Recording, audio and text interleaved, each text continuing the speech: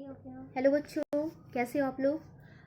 बच्चों, आप लोग इसके पहले हम लोग पढ़ रहे थे चैप्टर 14 एक मुलाकात, जिसमें आप लोगों ने पढ़ा कि कुछ बच्चे हैं जो डॉक्टर एपीजे अब्दुल कलाम का इंटरव्यू ले रहे हैं, उनसे बातें कर रहे हैं। तो वो उनसे पूछ रहे हैं कि हमको अपने जीवन में सफल बनने के लिए क्या क्या करना चाहिए और कैसे पढ़ाई करनी चाहिए, कैसे सब चीज़ें, मतलब कैसे करना चाहिए कि हम आगे चल के बहुत सफल आदमी बन सके। तो वो उन्हीं के बारे में सब पूछ रहे हैं, उनके जीवन में जो घटनाएं हो चुकी हैं उसी के बारे में पूछ रहे हैं कि आप इतने सफल इंसान कैसे बने। तो उन्हीं के जो भी कुछ है उन्हीं के बारे में बताया जा रहा है। तो अभी यहाँ पे एक लड़का है अर्श, आपकी तरह सफल बनने के लिए हमें क्या करना चाहिए। अब वो डॉक्टर एपीजे अब्दुल कलाम जी से पूछ रहा है कि आपको सफल बनने के लिए क्या करना चाहिए, आपकी तरह, मतलब आप जितने सफल इंसान बने हमें क्या ऐसा करना चाहिए कि हम भी वैसे सफल इंसान बने। तो डॉक्टर एपीजे अब्दुल कलाम कहते हैं कि युवा अवस्था में कदम रखते ही आपको अपने जीवन का लक्ष्य निर्धारित कर लेना चाहिए। जैसे ही आप अपनी युवा अवस्था में पहुंचते हो वैसे ही आपको अपना लक्ष्य निर्धारित कर लेना चाहिए। मतलब एक चीज़ के बारे में सोच लेना चाहिए कि मुझे यही करना है, और हमेशा बड़ा सोचना चाहिए। और ये नहीं है कि अब चलो कुछ सोच लिया हो गया, ऐसा नहीं है। हमेशा बड़ा सोचना चाहिए, फिर वो चाहे कुछ भी हो। आप जितना बड़ा सोचोगे उतना ही आप आगे चीज़ों को करने में सक्षम रहोगे।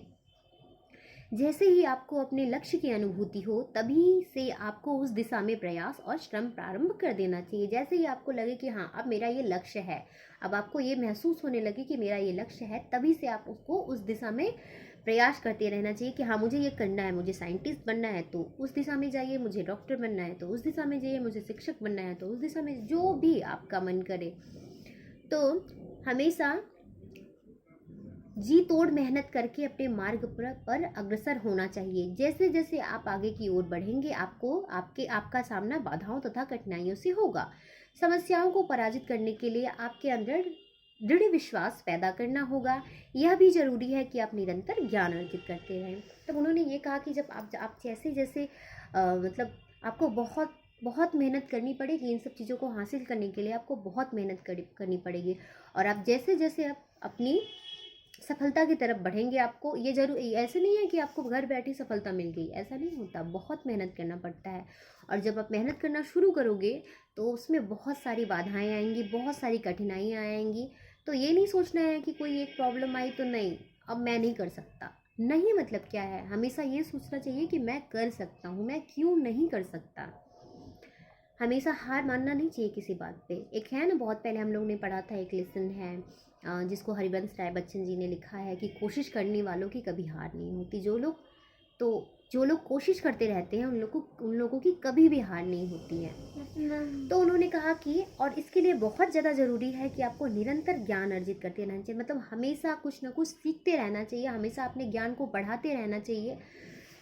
तो उसके आगे एक और लड़का है चिराग, जिसका नाम है भारत के सक्षम इस समय सबसे बड़ी भारत के समक्ष इस समय सबसे बड़ी चुनौती क्या है। समक्ष मतलब सामने।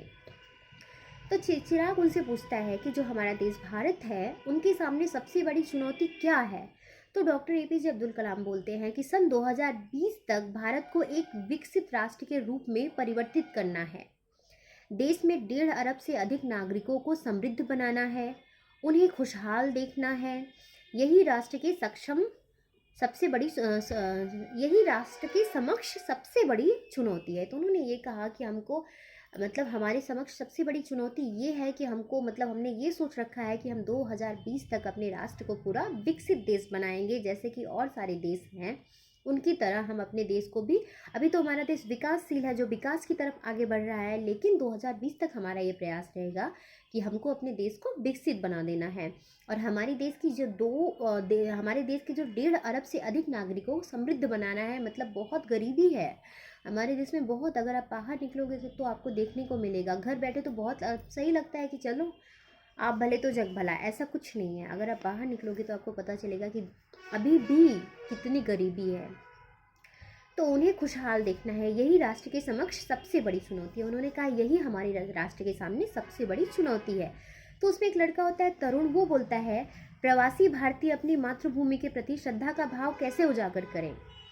प्रवासी जो मतलब कहीं और से आके हमारे देश में रह रहे हैं, वो भारत के प्रति अपनी श्रद्धा का भाव कैसे उजागर करें, मतलब वो कैसे दिखाएं कि हम भारत के, मतलब हमको भी भारत के प्रति प्यार है, हमको भी भारत के प्रति श्रद्धा है। तो डॉक्टर एपीजे अब्दुल कलाम कहते हैं कि भारतीय मूल का कोई भी व्यक्ति एक बृहद भारतीय परिवार का अंग है। उसे भारतीय सांस्कृतिक विरासत पर गर्व होना चाहिए।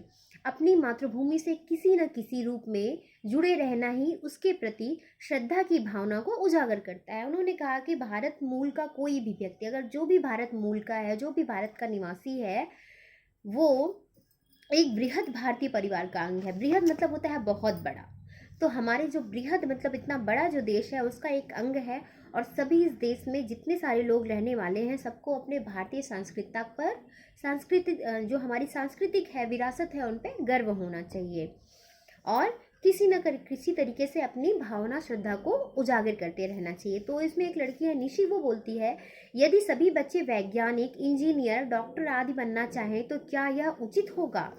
क्या देश में किसान, मजदूर या अन्य क्षेत्रों से जुड़े लोगों की आवश्यकता नहीं होगी? तो उस लड़की ने बहुत सही सवाल एक पूछा कि क्या सभी कोई इंजीनियर बनना चाहता है, डॉक्टर बनना चाहता है, तो यही क्या ज़रूरी है? इसके अलावा और भी किसान, मजदूर या अन्य क्षेत्र जो हैं, तो उनसे जुड़े लोगों की आवश्यकता नहीं है? तो डॉक्टर एपीजे अब्दुल कलाम जी कहते हैं, किसान, मजदूर, किसान, मजदूर, दस्तकार आदि सभी हमारे राष्ट्र के अभिन्न अंग हैं। मतलब हमें सभी, हमारे राष्ट्र से कोई भी अलग नहीं है, सभी हमारे राष्ट्र के एक अंग हैं।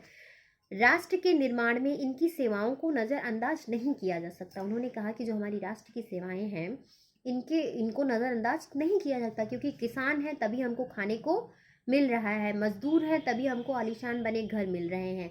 तो इन लोगों का होना बहुत ज़्यादा ज़रूरी है। इन क्षेत्रों से जुड़े लोगों को चाहिए कि वो अपने अपने क्षेत्र में नई तकनीक को बढ़ावा दें, अपने बच्चों में इन क्षेत्रों के प्रति रुचि पैदा करें और उनकी उन्नति का मार्ग प्रशस्त करें। उन्होंने ये बोला कि ठीक है, जो किसान है उनको अब उसके आगे सोचना चाहिए कि एक नई जो टेक्नोलॉजी है, नई तकनीकी के बारे में सोचना चाहिए। उनके जो बच्चे हैं उनको भी अपने क्षेत्र में आगे चलने के लिए बढ़ावा देना चाहिए। तो ये हो गया आपका सेकंड पार्ट। थर्ड पार्ट मैं आपको थर्ड वीडियो में भेज दूंगी, क्योंकि ये लेसन बहुत बड़ा है, तो मैं इसका पार्ट बाय पार्ट करके आपको भेजूंगी। ओके बच्चों, बाय बाय।